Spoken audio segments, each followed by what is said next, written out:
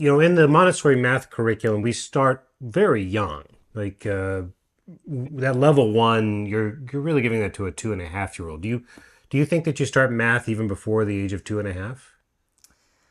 I mean, I Well, guess conceptually at the very, but when do you feel like a child is really starting to think about math? all right. Well, when they're very, very little, they're experiencing math sensorially. And so it's all through the senses. Math is just a way that we choose to understand our world around us. And so, yes, your child is sucking on those fingers and toes, and they're not necessarily counting them, No, no. but they are gaining a number sense and awareness of, quantity. So essentially, math is just about that quantity, and children start learning about it right away. But when we start actually giving them direct teaching lessons to help them further, take that knowledge of like that there is quantity in the world, to being able to count and manipulate numbers, that usually doesn't happen for kids until they're at least 4. So That's right. that's kind of like 4.5 is like what we usually say, like between 4 and 5 is kind of that magic age when you might start to notice your child starting to become aware of more than just numbers, more than just like that there are a certain number of fingers on one hand, and Yeah. up until that point, you're doing lots of modeling and counting for them. There are actually lots of things that you can do, as you mentioned, in our level one, in our math curriculum, there's actually a lot of Oh, activities sure. that you can be doing with your child in math. We won't go over all of those today because we're really hyper focused on just Hmm. the big 3, and they're going to be the big 3 that you're going to want to either DIY at home or make sure that you have in preparation for this period when your child is going to become super interested in quantity. But I know that a lot of us are actually scared of teaching math. Oh, I yes. hear this whenever I start a new session of primary teaching. The Montessori method to that age is 2 to 6 year old age group. Even at the elementary age, like people are scared of teaching their kids math. Yeah, And it's difficult. I mean, as those of you who will follow along and do the great lessons and the great stories in the lower elementary years, one of those stories is about the development of math, and it is the last of the stories because it happened the latest in our development. It happened long after writing and long after art and long after so many other advents. Now, does that mean what does that mean? For me, it means it's hard. It took us a really long time there was as a there's society a to book right figure over out how. there. Can you Yeah, grab that? sure. Yeah. Yeah, this. Oh, yeah, History of Counting. This is a great book.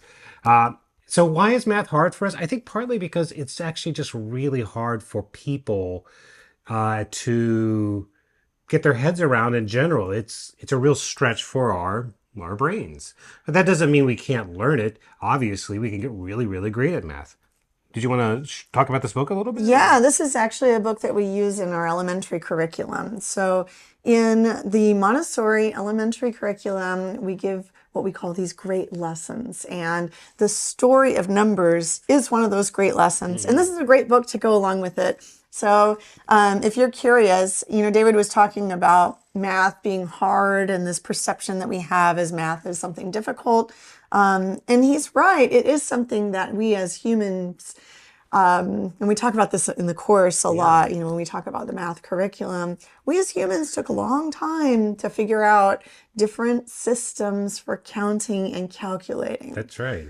So it is one of the later things that we develop, and it's not something that is a given, given our continued humanness, here on Earth. Like it's not something we were all born with. We were all born with a sense of quantity Hmm. and a burgeoning awareness of the understanding of time and the passage of time and the quantity of like you can just think about an ancient person in the natural world. Like you're aware that during certain times of year, there's no apples on the tree. And that during other times of year, Yeah. it's like full of apples and there's like lots, and you're aware when there's less than lots, and you're aware when there's just a paltry few, Yeah. and you're aware like when they disappear. So the idea of quantity is with us, but the ability to count the exact number of apples is no guarantee that we're going to keep this among us as humans. Yeah, You because know, I it's mean, something we created we that, could lose it, you know, so it's something that we do have to teach to our children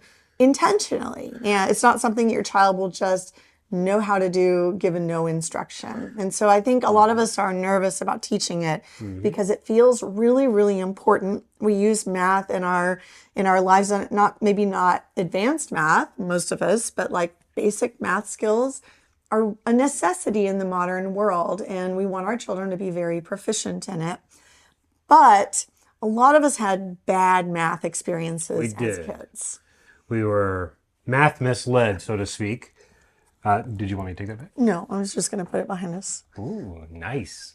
Go get a copy of this book, folks.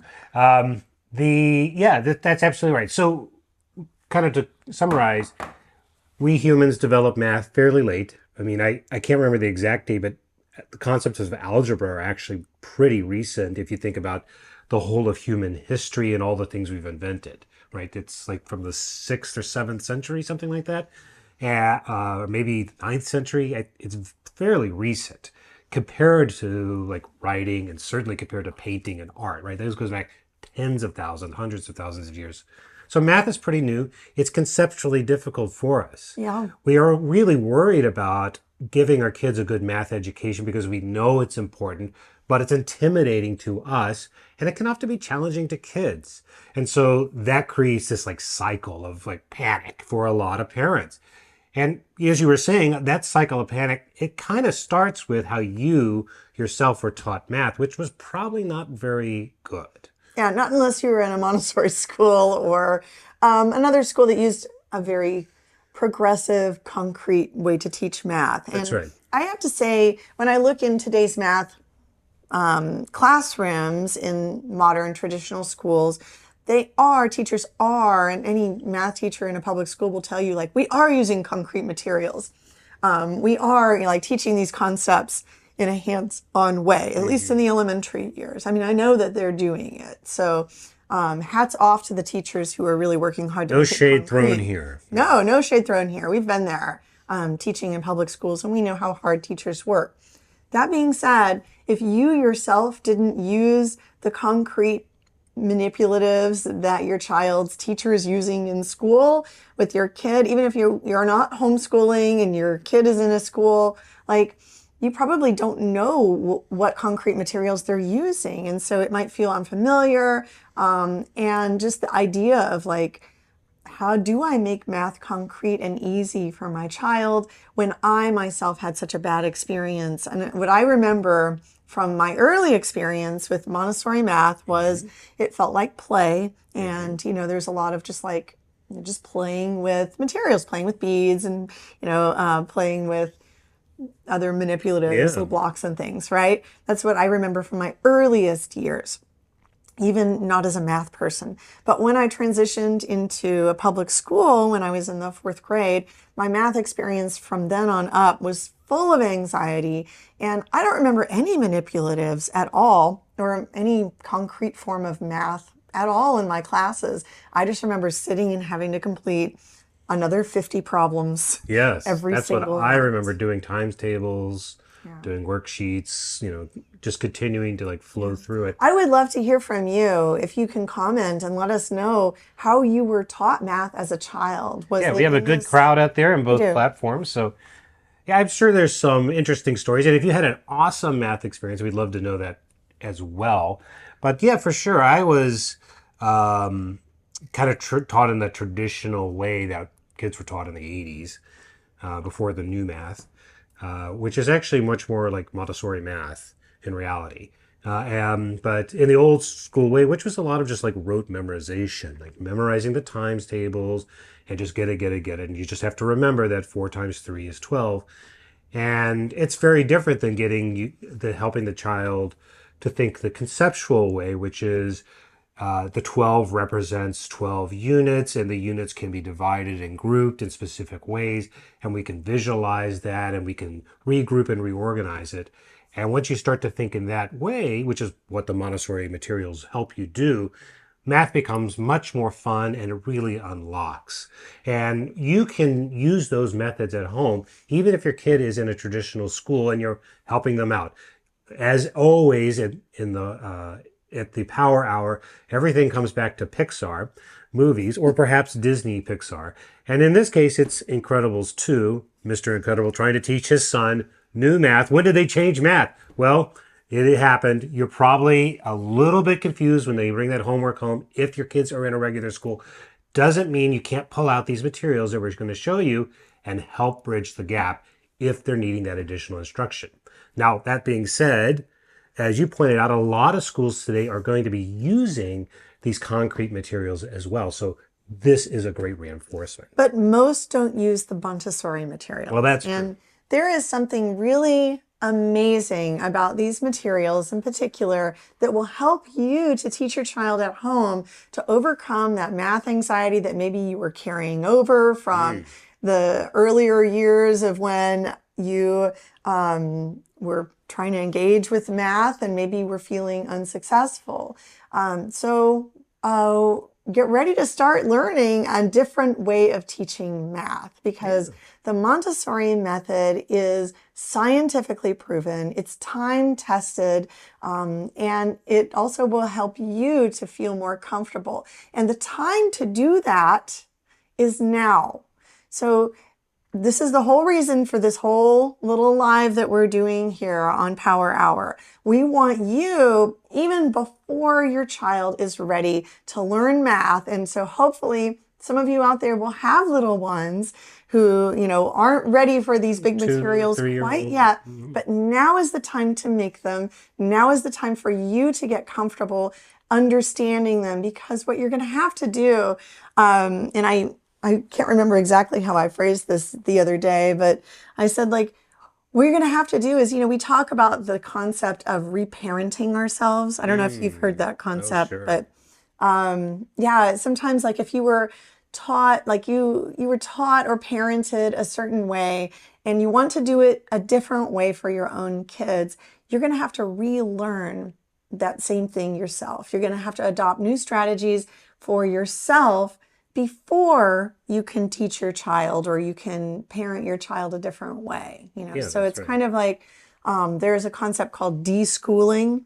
And this is often used in the homeschool community when we talk about how children might be transitioning from a regular classroom into homeschooling.